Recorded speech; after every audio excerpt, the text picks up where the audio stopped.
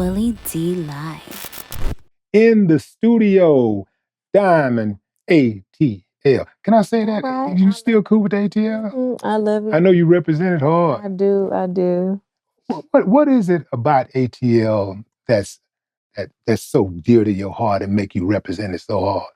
You know, I'm born and raised Atlanta, Georgia. It's not a lot of people that are from Atlanta. Like being from Atlanta, I've been able to see how much it has evolved. You know, from the culture, from the food, the music, the movies, you know, the people. I love how we had that Southern hospitality. You know what I'm saying? Like most of the time when you run into somebody from Atlanta, they're not from Atlanta. But the way we invite everyone in as if they're our own, you know what I'm Right. saying? A lot of times you go to different cities and they gatekeep. You know what I'm saying? We do too, don't get me wrong. But another thing I love about Atlanta is like you can really have an idea. I could say, hey, I want to start a sock line. And as long as I do what I need to do to see it through, I'm gonna be successful with, you know, selling a sock line. I don't know if it's, you know, the soil being sacred from my ancestors back in slavery. I don't know what it is, but it's just something about Atlanta. Yeah.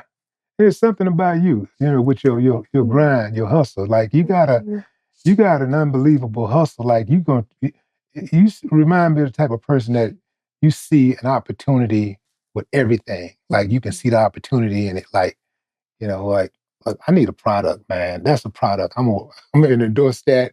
If it's something you believe in, you'll rock with it. Like, where did that sense of entrepreneurship come from? I would say both my mother and my father. My mom, I tease about it, but she here now. I tease about it because I remember her and her girlfriend, they would back up to the liquor store when we was kids and they would sell pantyhose. Okay. And she would have them labeled A, B, C, D. I don't know if it's just based off of size and color to match different skin tones for different women. And my father, you know, he wore many hats, was in the Army, was in the Marines, and was a police officer and just did so much and was always grinding. I'm the type of person that I'm thankful for my accomplishments, but I still get up every day like it's my first and my last. Like, okay, yeah, I did it. That's great. But what can we do next? You know, I just love it. I'm not never complacent for whatever I've accomplished. And when you say your father, you speaking biological father? My biological Yeah. father I thought passed away. Yeah. Yeah. When you were very young, right? He passed away in 2023. It's been 2 years now. Okay. Yeah. Right. Okay. Yeah. And what was an accident? Like, Well, when I was young, which I think you're referring to, he got hit by a drunk driver on the way to work. okay. Back then he was a police officer. And I think him and my stepmother was in a cutlass. Back in the day, you could put a car seat in the middle, you know, in the cutlass, the driver and the passenger. And a drunk driver was going to hit my stepmother. And he made an impact and turned the car where the drunk driver's bumper hit his left eye. His eye fell out, his nose fell out. And he started an organization called Foundation de Mayana to help families that are victimized by drunk drivers. We have MAD that helps the victims, but God forbid something happens to any one of us, we still have family members that are affected. So he created a nonprofit, a 501c3 to help families that are victimized by drunk drivers. So that happened then, and he kind of got through that. And me personally, I know people, this is a touchy subject. I tease about it, but it's not really funny. Like a lot of our peers, parents, kind of snuck and went behind our back to get the jab. You know, a lot of our peers were more, I guess, woke about um, certain little red flags with this COVID. I'm sorry, with the jab or whatever the case.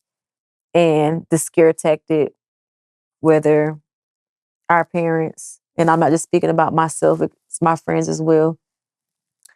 Either they had underlying condition or they were afraid of maybe losing their job or afraid of their age. And I really, truly believe he had already had underlying conditions that once he got the jab 4 times, it kind of just created other issues. And 4 times? he did 4. Yeah. He did 4. I don't think I've ever heard of anybody going 4 times for the jab. for. Why did he take it so often? I thought you only had to do it like a couple times. I think most people, the most they've gotten was 3. But lupus runs in our family, and he had to get a kidney transplant years ago. So I think it was a scare tactic, and he was just like, I want to be here, I want to live. And he started having complications, started taking blood thinners, and then just certain things. I forgot what it was called that initially got him into the hospital, but he was in there for about 7 weeks. Like, I was literally there, me and my siblings, when he took his last breath. So that was very, very traumatic, you know what I'm saying, to me. I'm a daddy's girl, to experience, but a lot of me and the things that we're talking about, he instilled in me. I feel like a lot of that I got from him. What did he say when you was making your music and you was using the B word and all that kind of stuff? How did he receive that? He was cool with it. He was more so into me kind of stepping into the reggaeton, or kind of using, because we're Hispanic. He's Puerto Rican. Right. My mother is as well. So he always pressed the issue. Like, even as a kid, I would call him Poppy. And I'd be like, Poppy, can I call you Poppy when we're at home? But when I'm around my friends, can I call you Daddy?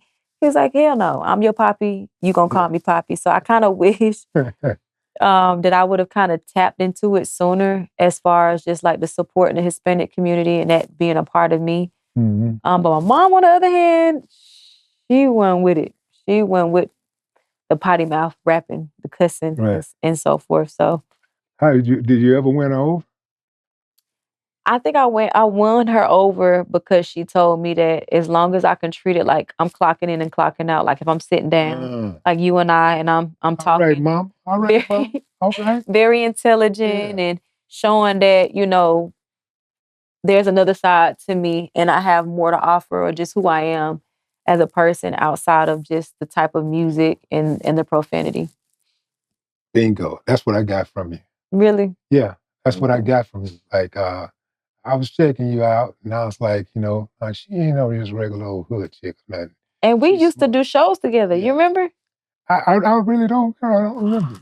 You don't remember back? This was, well, I don't want to tell my age, but this was early on. Now you should celebrate your age. Okay. Really, I know women, that's a taboo thing, but I used to hear people say stuff like that, like when I was coming up, and at the same time, they told me I wouldn't live to see 18. What? I mean, I gave them plenty of reasons, but I used to pinch myself all the way up until I turned 30. Wow. Every morning I'd wake up on my birthday. I'd wake up and I go,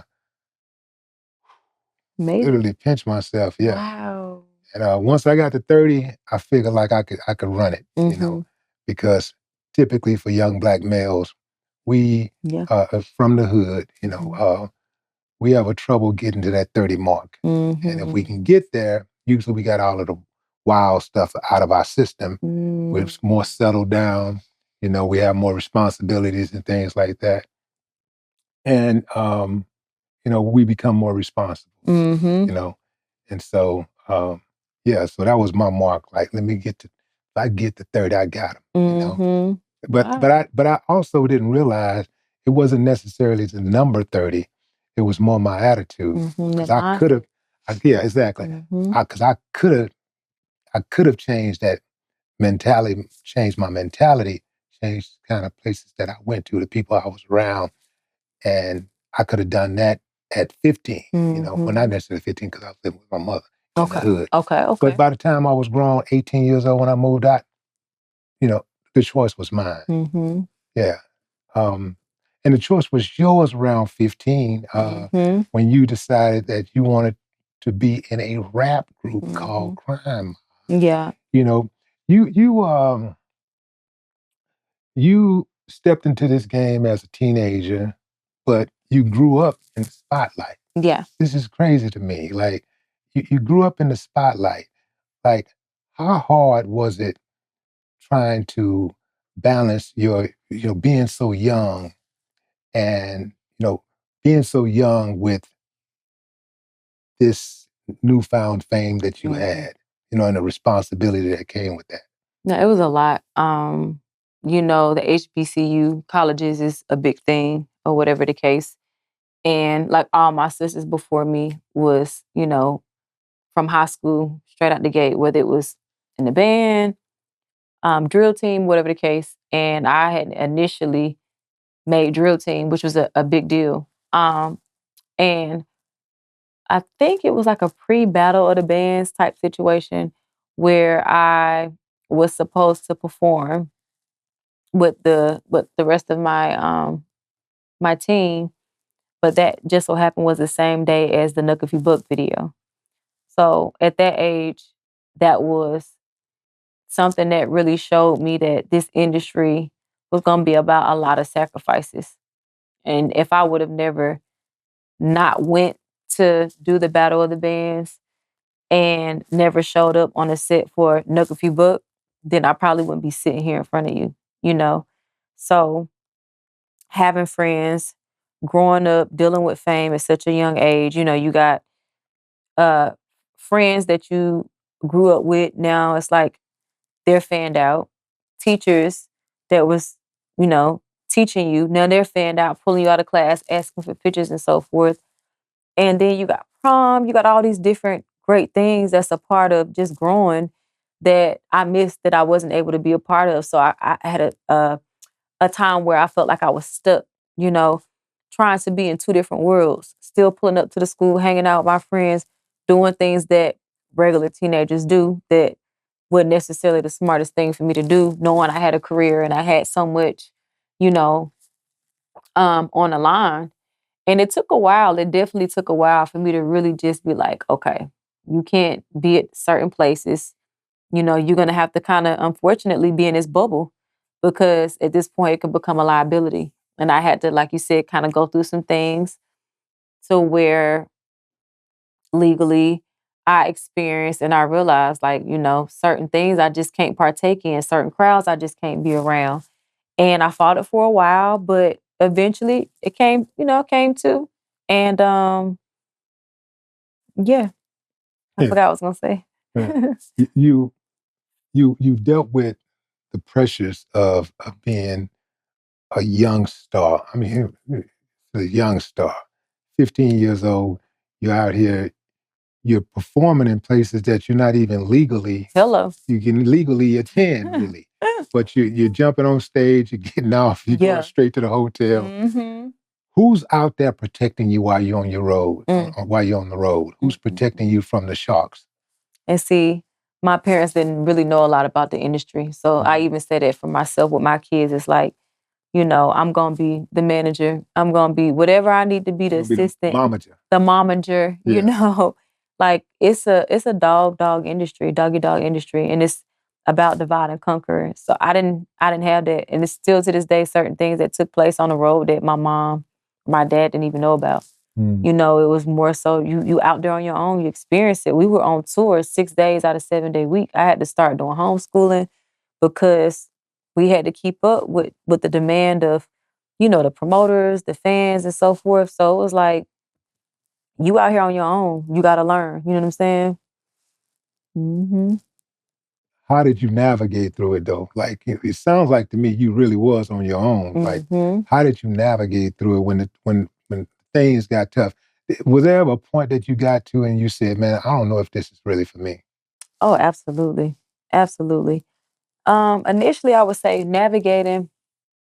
It helped that I was in a group, you know, because I had another female and I had other guys where we kind of were going through not necessarily all the same things, but that battle, you know, even with them like hanging out with certain guys they shouldn't hang out with, doing certain things and the things we witnessed, the things we went through, managers stealing money, you know, making more money than and seeing money more than our parents had ever seen in a lifetime, you know. So, you know, learning how to manage money, not spending money, investing, so many different things.